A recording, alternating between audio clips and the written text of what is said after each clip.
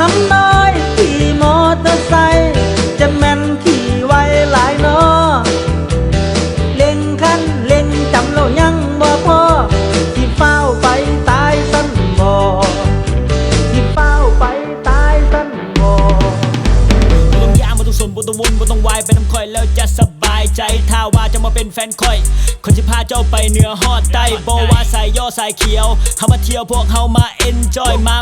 ไปน้ำกันคนที่พาเจ้าบิดจนจำลอยแวนจะสิไปแวนน้ำข่อยบ่คนที่พาเจ้าขี่รถลิ้นคนที่พาเจ้าไปเลาะเครื่องรถข่อยมันแหงคนที่พาเจ้ายกล้อบ่ต้องย่านไผมาแซงขนาดไฟแดงเขาก็ยังบ่รอบักคำน้อยขี่มอเตอร์ไซค์จะแม่นขี่ไว้หลายน้อ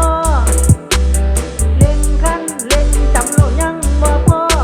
ที่เฝ้าไปตายสั้นบ่ก็จากเด็กน้อยธรรมดาที่มาขับรถไว้แต่คอยบ่แม่นนักเลงสไตล์คอยบ่เลิศดูสิเกิดแต่บ่ค่อยแพ้กันยศคอยเป็นกันเองอยากจะพาเจ้าไปเที่ยวแต่เงินติดทงมันยังมีแต่แสนเดียวเวลาหิวข้าวยังได้กินแต่ไข่เจียวถ้าคอยได้คบเจ้าก็จะมีแต่ฮักเดียวเฮ้ยยุคนั้นบักคำน้อยแต่ว่ายุคนี้ก็มาเป็นเด็กแว้นจะชวนไปหันเบียร์พาไปเด่นถ้าว่าน่าเข้าใจก็จะแจ้งและเจ้าจะบ่ต้องเหงาถ้าเจ้านั้นไปกับคอยอายุจนถึงป่านนี้เป็นยังเขาเอิ้นบักคำ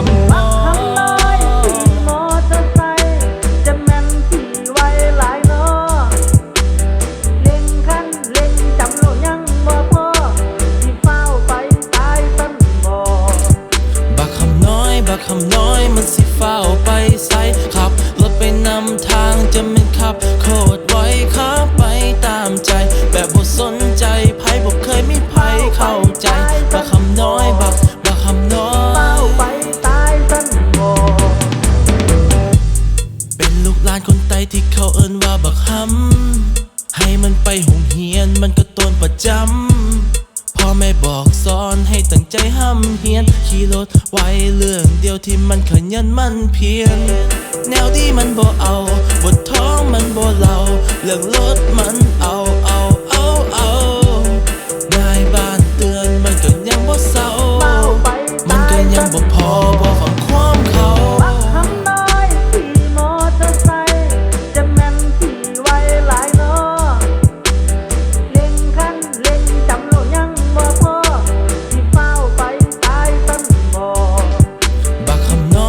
คำน้อยมันสิเฝ้าไปไสขับรถไปนำทางจะไม่ขับโคตรไว้ขับไปตามใจแบบบ่สนใจไผบ่เคยมีไผเข้าใจบักคำน้อยบักคำน้อยเฝ้าไปตายตั้งบ่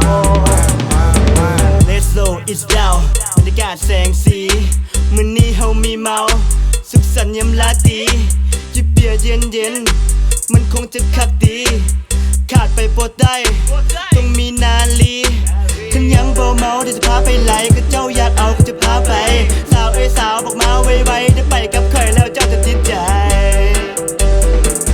แล้วเจ้าจะติดใจ